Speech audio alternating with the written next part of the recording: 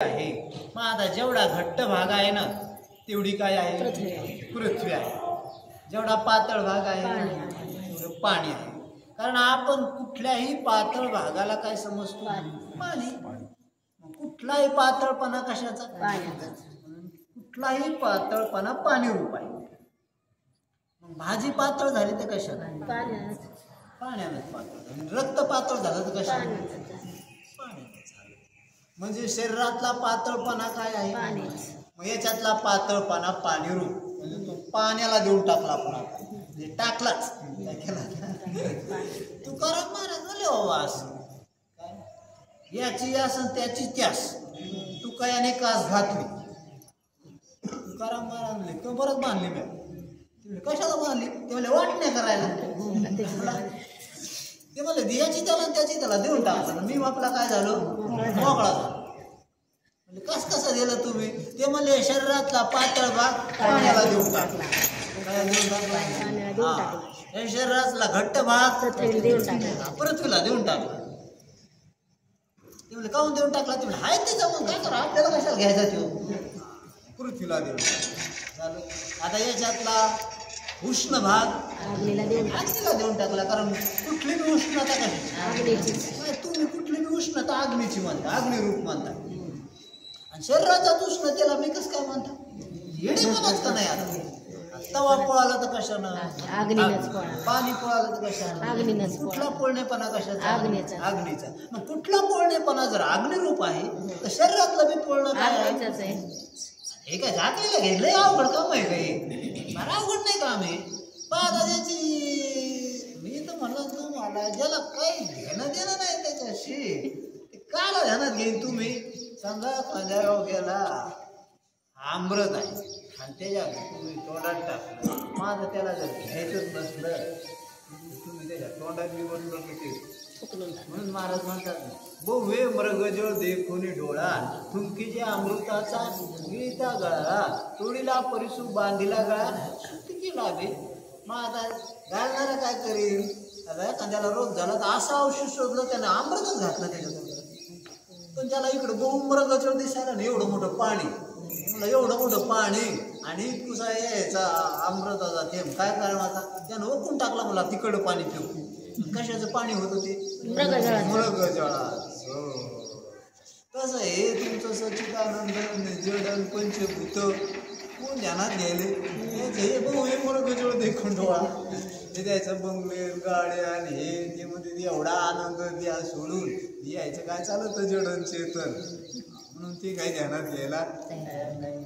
पण त्याला कळल, पण मग कधी कळ येईल, ज्याच्यात रम्य होते का, त्याच्या नादी लागले होते का, ते सोडून जायचे जेव्हा पाळी येईल, जेव्हा काळगळची बी दाबी, मग कळन की आता काही खरं नाही। पण मग कळून काही उपयोग नाही।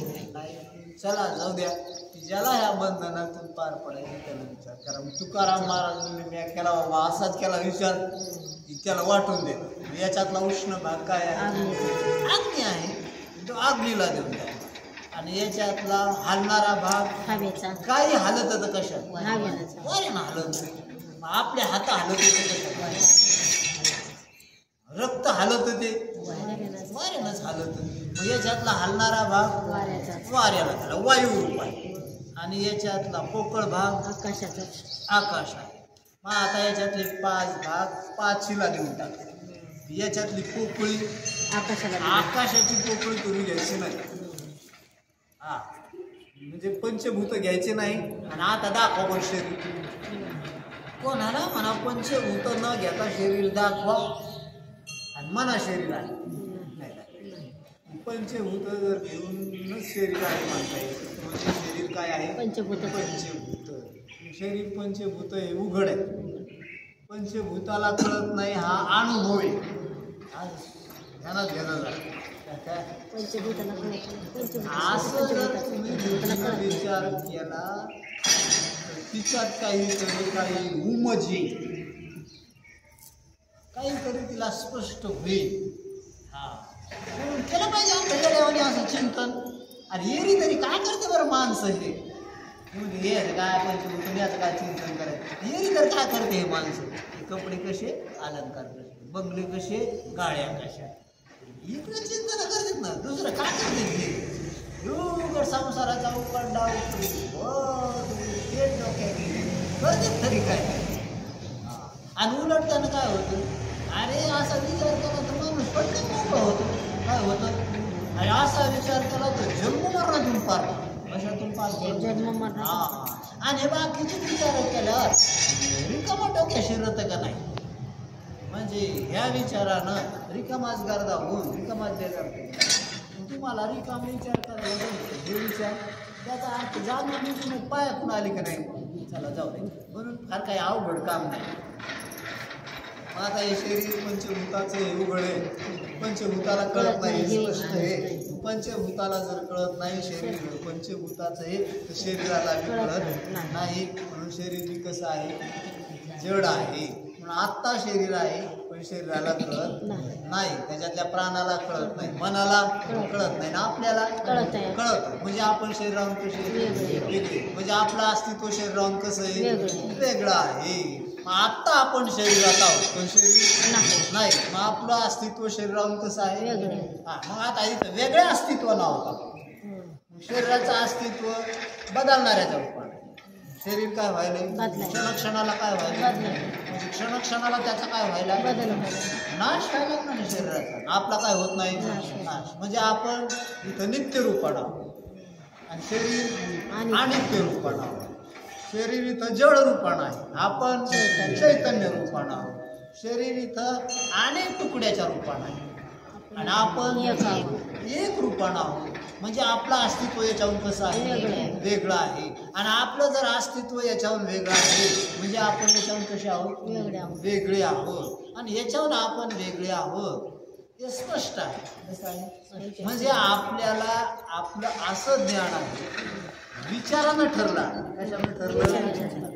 शरीराहून वेगळा म्हणून अनुभवाला येणार नाही पण विचारानं ठरलं की आपण शरीराहून कसे आहोत वेगळे आहोत मग विचारानं ठरलं ना आपण शरीर नाही विचारानं ठरलं ना आपण नित्य आहोत न बदलणारे आहोत जाणणारे आहोत म्हणजे विचारानं ठरलंय की आपण न मरणारे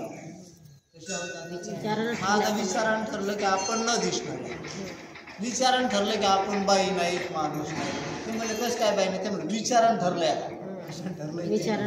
हा तुम्ही म्हणजे दाखवावर तुम्हाला मरत नाही कसं काय मरत नाही त्याला मला विचारानं ठरलं कशाने ठरलं हा ते म्हणजे आता तुम्ही मरणारच नाही का ते म्हणजे आम्ही मरणारच नाही हे कशानं ठरलंय आणि हे विचारानं ठरलंय आणि तुला हे का कळत तू जेव्हा विचार करशील तेव्हा आशाला असा पाहशील तर मग काय होईल काय गमत होईल तुम्हाला आता हे शरीराचा नाच म्हणजे इथं जाणण्याचा काय येत नाही अनुभव येत नाही ना आणि मग जाणण्याचा अनुभव नाही येऊ लागला ते म्हणजे मला जाणणारा मी काय झाला जाणणारा आता तसा अनुभव येणारच नाही कारण जो शरीर आहे तर आपल्या जाणण्यापणाचा काय येतो अनुभव येतो आणि जेव्हा शरीर नाही तेव्हा जाणणेपणाचा काय येणार नाही अनुभव येणार नाही आणि मग तसा अनुभव नाही आला की म्हणजे झाला आता तसं काय झाला ते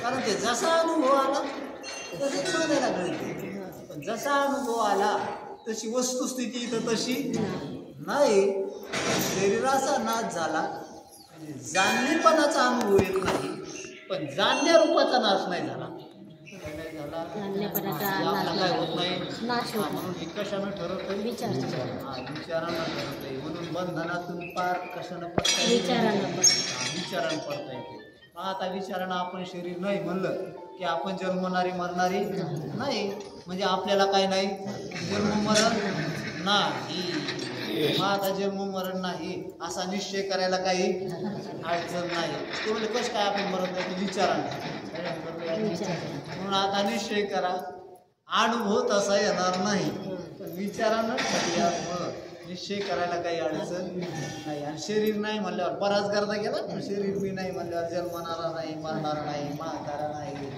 शरीर मी नाही म्हणलं शरीर संबंधी पदार्थ बी माझे नाही तर बरंच काय गेलं पुढं गेलं ना म्हणजे मरणातून काय झालं, पार पडला. कशानं पडला, विचारानं पडला बरं का. झालं. मग आता हे शरीर एवढंच आहे की आता आपण या शरीरात आहोत. कशात आहोत आता, शरीरात आहोत. पण शरीर आपण नाही. पण सध्या आपल्याला शरीराची काय लागलेली आहे, उपाधी आहे. तर शरीर बी आहे, आपण बी आहोत. इंद्रिय बी आहेत, आपण बी आहोत. मन बी आहे, आपण बी आहोत. पण ते वेगळे, आपण वेगळे. बरं झालं द्रष्टा झालो आपण याच्यात. कशी झालो आता, म्हणून शरीराला दृश्य म्हणून पहा आणि आपण त्याचे काय आहोत, द्रष्टा आहोत. द्रष्टा म्हणजे याच्याहून वेगळे आहोत. मग हे झालं दृश्य आणि आपण झालो द्रष्टा. हे जड आणि आपण त्याला जाणणार. हे दोन. मग आता हे दोन तरी पण अजून काय राहिले, द्वैत राहिले. आता हे द्वैत राहिले, ह्या द्वैताचा बी बाद विचाराशी होणार नाही. इथं भानगडच अशी, कारण वस्तुस्थिती आहे वेगळी आणि अनुभव वेगळा. तिथं विचार केल्याशिवाय पर्याय नाही. मग आता इथं अनुभव काय यायला, द्वैताचा यायला हे जड आणि आपण चैतन्य, हे अनेक आणि आपण एक. हे बदलणार आहे आपण न बदलणार आहे. असं काय यायलाय, अनुभव यायलाय. म्हणजे द्वैताचा काय यायलाय, अनुभव यायलाय. मग आता हा द्वैताचा अनुभव यायलाय. द्वैत असताना द्वैताचा अनुभव यायला का द्वैत नसताना द्वैताचा अनुभव यायला, द्वैत नसताना द्वैताचा अनुभव. प्रश्न असा, असायला अद्वैत आणि अनुभवाला यायले द्वैत. मग आता इथं असायला द्वैत आणि अनुभवाला द्वैत यायले. मग आता ते विचाराशिवाय लक्षात येणार नाही, हे द्वैत नाही. कारण अनुभव कशाचा येणार, द्वैताचा येणार. पण असायला काय नाही, द्वैत. अस्तित्व एकाच आणि अनुभव. आता हे बघा, आता हे जडाचा जो अनुभव यायलाय, शरीर इंद्रिय प्राण मन जगाचा जो अनुभव यायलाय, हे अनुभव जो यायलाय याला काय नाही, अस्तित्व नाही. जडाला काय नाही, म्हणून आणि त्याच्या ठाई जया अस्तित्व बुद्धी नाही. निष्कर्ष दोई देखील असे. हा दोईचा निष्कर्ष, जडाचा आणि चैतन्याचा काय निष्कर्ष. हे म्हणजे जडाला काय नाही, अस्तित्व नाही. कारण जडाला जर अस्तित्व असतं, ह्या प्रपंचाला ह्या शरीराला जर अस्तित्व असतं तर स्वप्नात बी अस्तित्व असतं. कुठं अस्तित्व असते, मग स्वप्नात याला अस्तित्व होतं का, नाही. मग तेव्हा जर याला अस्तित्व नव्हतं तर आता बी याला काय नाही, अस्तित्व नाही. म्हणजे जडाला अस्तित्व नाही का, कोणालाच अस्तित्व नाही, जडाला अस्तित्व नाही, जडाला अस्तित्व नाही. आपल्याला पण अस्तित्व आहेच का नाही. कोणाचं अस्तित्व आहे, आपलं अस्तित्व.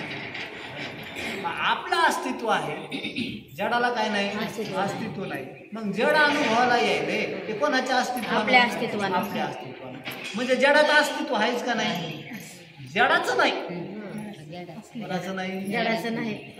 जडात जडाचं अस्तित्व नाही, पण जडात अस्तित्व आहे. जडात अस्तित्व असल्याशिवाय जडाचा काय येणार नाही, अनुभवच येणार नाही. जसं आरशात प्रतिबिंब अनुभवाला येईल, मग आरशातल्या प्रतिबिंबाला अस्तित्व आहे का, नाही. त्याला अस्तित्व नाही, पण त्याच्यात अस्तित्व आहे का नाही. कारण त्याच्यात अस्तित्व कोणाचं आहे, हाच आहे ना. कारण अस्तित्वाशिवाय त्याचा काय येत नाही, अनुभव येत नाही. मग अनुभव दोन्हीचा आणि अस्तित्व एकाचं. मग तिथं विचार करावा लागतो की जे दिसायला ना दुसरं त्याला काय नाही, अस्तित्व नाही. पण अस्तित्वाशिवाय त्याचा काय येत नाही, अनुभव येत नाही. तसं हे जड अनुभवाला यायले ना, ज्ञानाचे अस्तित्व नाही. कशाचे अस्तित्व, जडाचा अनुभव घ्यायचा असला तर त्याचं ज्ञान व्हावं लागतं. काय व्हावं लागतं, गंमतच अशी बारकावाच आहे.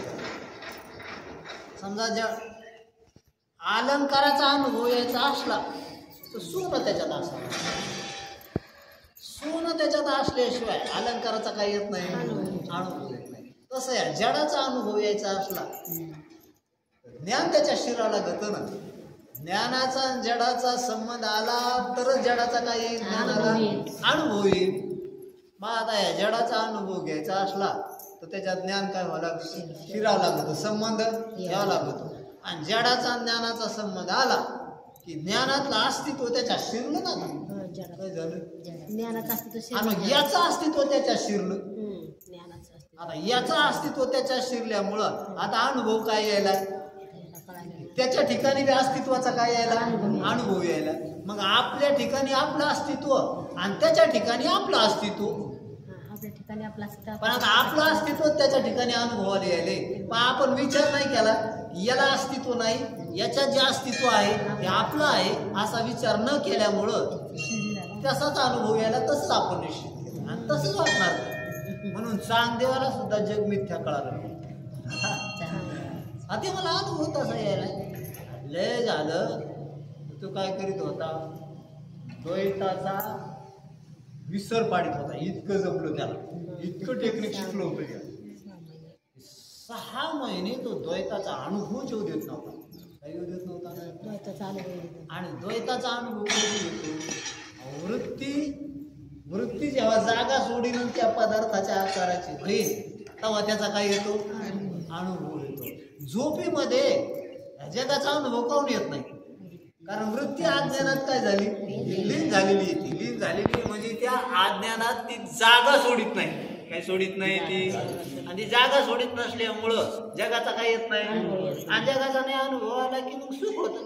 तसं चांगदेवाला काय केलं, 6 महिने, किती महिने, 6 महिने स्वतःच्या प्रयत्नानं समाधी घेत होता. म्हणजे वृत्तीला काय करू दिलं नाही त्यानं, 6 महिने वृत्तीला हलू दिलं नाही. किती महिने, 6 महिने. आपल्याला थोडा वेळ तर तिला स्थिर ठेवता येत नाही. असं स्थिर ठेवायला तर काहीतरी चिंतन करते. किती महिने, अभ्यास करावा लागला 6 महिने. 6 महिने वृत्ती स्थिर ठेवली की जगाचा काय येत नव्हता, अनुभव. जगाचा अनुभव येत नव्हता म्हणजे द्वैताचा अनुभव येत नव्हता. आणि द्वैताचा अनुभव नाही आला की सुख असते, आणि द्वैताचा अनुभव आला की दुःख होत. 6 महिने राहत होती त्याची वृत्ती स्थिर. पण 6 महिन्यानंतर त्याच्या योगाची ती शक्ती खर्च होऊन जायची. आता पळाली पुन्हा वृत्ती ती पुन्हा बाहेर आली की पुन्हा जगाचा काय यायचा, पुन्हा जगाचा अनुभव आला की त्याला काय वाटायची, भीती वाटायची, दुःख वाटायचं. त्याला की पुन्हा काय घ्यायचं. आता किती वर्ष घ्यायचं झालं, 1400 वर्ष. पण त्याला जगाचा काय करता नाही आला, बात करता नाही आला, कारण करताच येणार नाही विचाराशिवाय. कारण इथं अनुभव एक केलाय, वस्तुस्थिती आहे. मग आता तुम्हाला जग कळायलंय ना, द्वैत कळायलंय ना, कळायला याच्यात काय वाद नाही ना. आता मग आता जग कळायलंय ते जगानं कळायलंय का ज्ञानानं कळायलंय, ज्ञानानं कळायलंय. म्हणजे ज्ञान त्याच्या शिरलंच का नाही. मग आता ज्ञान त्याच्या शिरल्या, ज्ञानाचं अस्तित्व त्याच्यात गेलं का नाही, म्हणून ती आहे वाटणार. पण त्याला त्याचं अस्तित्व नाही हे कशानं ध्यानात घेतलं, विचारानं ध्यानात. कसं काय ध्यानात घेते, आपल्याकडे हिशोब. समजा आता सगळ्याच्या गळ्यात अलंकार आहेत का नाही, मान्यच आहे का नाही सगळ्याला.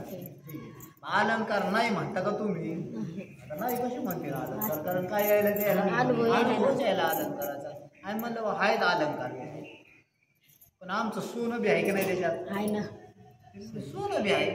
मग आता सोनं बी आहे अलंकार बी आहे, दोन्ही बी आहे. मग असं करू द्या, आमचं सोनं काढून घेऊ द्या, तुमचे काय दाखवा, दाखवता येईल का, बरं तुमचे बी अलंकार आणि आमचं बी सोनं. आमच्या सोन्याचं वजन 1 ग्राम, तुमच्या अलंकाराचं किती, 1 ग्राम. म्हणजे विचारानं लक्षात येईल. आज उघड कोणाला बी वाटत ना, कोणाला म्हणा बरं तुमच्या गळ्यात अलंकार नाहीत म्हणून, असं चालता म्हणा ना. असं अलंकार नाही म्हणजे काय तुम्हाला का दिसणं काय महाराज होय, गद घातले ना अलंकार, लोकांना दाखवायला तर घालतेच नाही बाया. अलंकार आहेत, कशाची केली, मग म्हणाला सोन्याची, बरं सोन्याची केली. सोन्याची केली ना, आता किती सोन्या किती तोळ्याची केली, 2 तोळ्याची. किती तोळ्याची सोनं किती तोळे 2 तोळे असं करू दे की आमचं सोनं 2 तोळे तू अलंकार किती तोळे मग डोकं खाजवावं लागतं मला अलंकार कशाचे तोळे सोनंच आहे मला अलंकार 2 तोळे सोनं आहे ना ते 2 तोळे आमच्या काढून घेऊ दे आणि मग अलंकार नाही आता म्हणाले की अलंकार नाही म्हणायला लागली नाही आता मग आता कबूल करावं लागलं की नाही म्हणून जेव्हा सोनं लक्षात घेतलं तेव्हा अलंकार नाही म्हणावंच लागलं का नाही तसं बाबा हे जग अनुभवाला यायला जग नाही म्हणा बरोबर जग नाही म्हणजे जग नाही म्हणा तर काय यायला अनुभवाला यायला तर नाही कसं म्हणा ठीक आहे अनुभवाला यायला ह्या म्हणा मान्य पण अनुभवाला यायले ते जगानं जग यायले का ज्ञानानं जग यायले ज्ञानानं जग यायले मग म्हणजे जग अनुभवाला यायला जर ज्ञान लागत म्हणजे ते स्वतः अनुभवाला येत नाही जसं अलंकार अनुभवाला येण्याकरता म्हणा किंवा अलंकाराची कल्पना करण्याकरता म्हणा काय म्हणा हा मग अलंकाराची कल्पना जरी करायची असली तुम्हाला तर सोन्याशिवाय करता येते का नाही करता सोनं न घेता करा ना त्याची कल्पना नाही तसं मग आता जग आहे म्हणायचं तुम्हाला मग ज्ञान न घेता आहे म्हणा ना ज्ञान न घेता आहे म्हणता येतं का मग जग आहे म्हणायला काय लागत ज्ञान लागत मग ते आहे म्हणायला जर ज्ञान लागत तर ते आहे त्याच्यानं का ज्ञानानं हा मग त्याचा आहेपणा त्याचा का ज्ञानाचा अनुभव जरी जगाचा येत असला तरी असणं कोणाचं ज्ञानाचंच आहे मग असणं ज्ञानाचंच आहे जगाचा अस्तित्व नाही जसं आपल्याला स्वप्नातले पदार्थ अनुभवला विचारच केला पाहिजे ती काय म्हणजे साधी गोष्ट नाही अरे एवढ्या मोठ्या जगाचा बाद करायचा म्हणजे जरा बारकाईनंच विचार करायला काय करायला लागतं कारण हे सगळे लोक बी आहे म्हणाले इंद्रिय बी आपल्याला दाखवायले मनाची समजूत बी अनागतिकालापासून तशी झालेली आहे आणि आता तुम्हाला या जगाला नाही म्हणायचंय इतकी हिंमत बुद्धीत यायला लई सगळ्या बाजूला काय करावं लागल विचार करावा लागल समजा जेव्हा आपण झोपलो होतो आणि झोपीमध्ये जेव्हा स्वप्न पडलं तेव्हा आपल्याला जगत तिथं अनेक अनुभवाला आले तेव्हा तिथं अनेक होतं का आपण एकटेच होतो स्वप्नात आपण एकटेच होतो का नाही खऱ्यानं मग आता आपण एकटेच असताना हे बाकीचं जे अनुभवाला आलं ते कुठून आलं मग बाकीचं आहे कसं काय म्हणले तुम्ही ते म्हणले काय करा आम्हाला कळायला म्हणून आहे म्हणलो आम्ही कशामुळे मग सूर्य उगवला होता म्हणून आहे म्हणलं का आपल्याला कळालं म्हणून आहे म्हणलं तिथल्या भिंती मातीच्या बांधल्या होत्या मग आपल्याला कळाल्या आपल्याला कळाल्या म्हणून आहे म्हणून मग तिथल्या भिंती कळण्याच्या होत्या का मातीच्या इतकं तर कळू द्या स्वप्नातले पदार्थ माणसाला अजून स्वप्नच कशाच होतंय माहिती काही नाही कोणी म्हणते का स्वप्न ज्ञानाचं होतं म्हणून हा स्वप्न भाषलं होतं एवढं म्हणते माणसं पण स्वप्न ज्ञानाचं होतं असं कोणी म्हणतं स्वप्न भासलं होतं हे म्हणत पण ज्ञानाचं होतं हे म्हणत नाही म्हणजे अधिष्ठानाचा भास होता असं कोणी म्हणत नाही स्वप्न होते स्वप्न होतं म्हणून कळालं का कळालं म्हणून आहे म्हणले कळालं म्हणून आहे म्हणले म्हणजे ते कळण्याचं आहे का ते त्याचं आहे कळण्याचंच आहे मग स्वप्नाची पृथ्वी मातीची का कळण्याची स्वप्नातलं शरीर हाडा मासाचं का कळण्याचं हा चला मग आता म्हणजे स्वप्नातले पंचभूताचे का कळण्याचे तिथं सगळं कशाचं होतं ज्ञानाचंच होतं मग ते ज्ञानरूपच होतं काय होतं म्हणजे तिथं द्वैत नव्हतं खऱ्यानं एकच होतं तसं आता आपण जाग झाल्यावर हे आलं तेव्हा ते कळालं मग ते तिकडून येऊन कळालं का पहिलंच होतं ते कळालं का कळालं म्हणून आहे म्हणलं आता जाग झाल्यावर हे आहे म्हणून कळालं का हे इथं होतं म्हणून कळालं का कळालं म्हणून आहे म्हणलो आणि आपल्याला कसं वाटत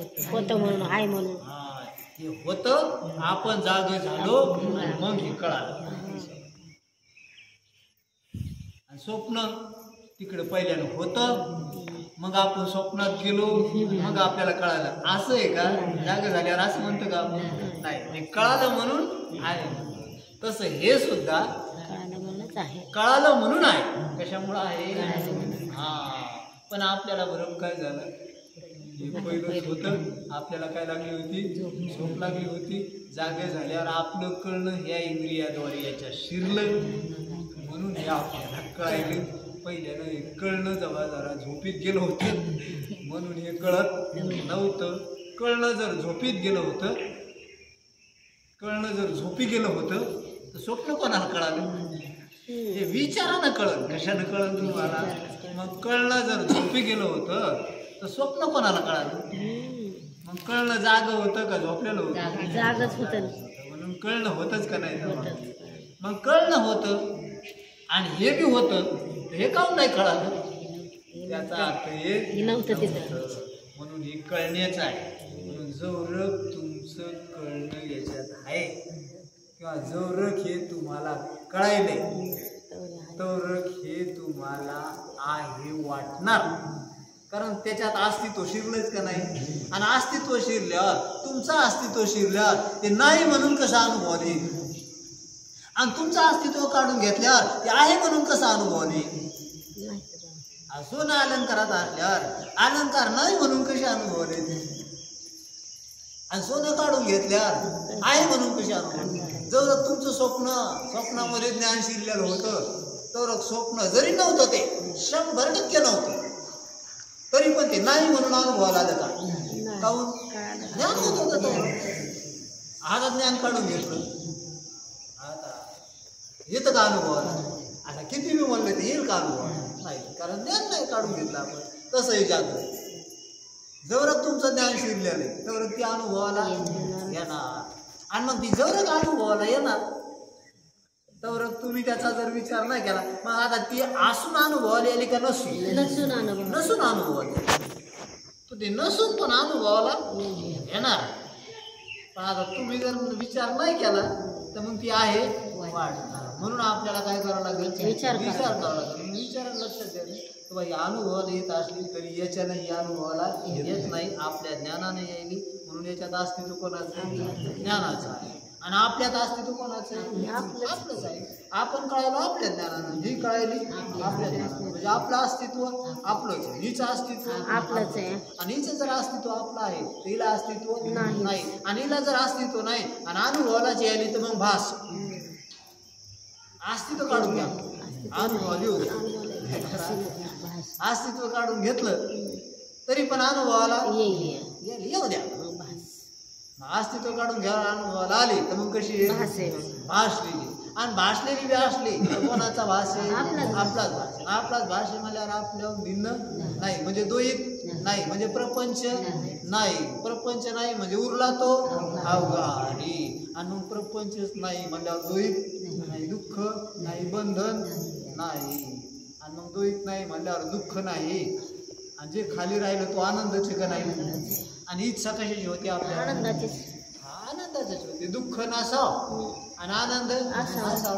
मग जे नासाव वाटत होतं ते विचारात नाही ठरलं, आणि जे पाहिजे होतं ते आपलं स्वरूपच सिद्ध झालं. म्हणजे इच्छा पूर्णच झाली की नाही? आणि ती इच्छा कशात पूर्ण झाली? विचारात. ते विचार कोणी सांगितले? म्हणून महाराज म्हणतात विचाराने या संसार बंधनातून पार पडतो. म्हणून मजरदही सद्गुरु जेने तारिलो हा संसार पुरू. ज्या विचारानं मी संसार समुद्रातून पार पडलो त्या विचारावर मी काय ठेवला? आदर ठेवला. तो विचार मग आता चला जाऊ द्या. आत्ता हे विचार करीत असताना तर लक्षात आलं की नाही तुमच्या ह्या प्रपंच नाही, ज्यानं केला असं त्यानं, ज्यानं केलाच नाही, ज्याच्या शिरलाच नाही त्याचा प्रश्नच नाही, पण ज्यानं केला असं योग्य पद्धतीने त्याच्यात लक्षात आलं नाही. या विचारानं प्रपंच नाही ठरलाय ना आता विचारानं. या विचारानं प्रपंच नाही ठरतोय ना, याच्यावर आदर करा ना. काय करा? या विचारावर काय करा? आदर करा. त्याच विचाराचं मनन करा, त्याच विचाराचं निध्यासन करा. म्हणजे तसा दृढ काय होईल? शिष्य होईल. ते म्हणजे महाराज तुम्ही सांगितलं तेव्हा आम्हाला कळालं पण तसं वाटू बी लागलं. त्यानं विचार केला त्याला त्याला प्रश्न नाही, तसं वाटू बी लागलं. पण तसा दृढ निश्चय होत नाही, काय होत नाही. हा मग आता त्या विचारावर आदर कर. काय कर, ज्यांना नाही ठरलाय ना त्याच्यावर काय कर, आदर कर. त्याचं श्रवण म्हणून विद्यासन कर, म्हणजे त्याचा काय होईल, निश्चय होईल. निश्चय झालं म्हणजे काम असं मला सांगतात. कुंडली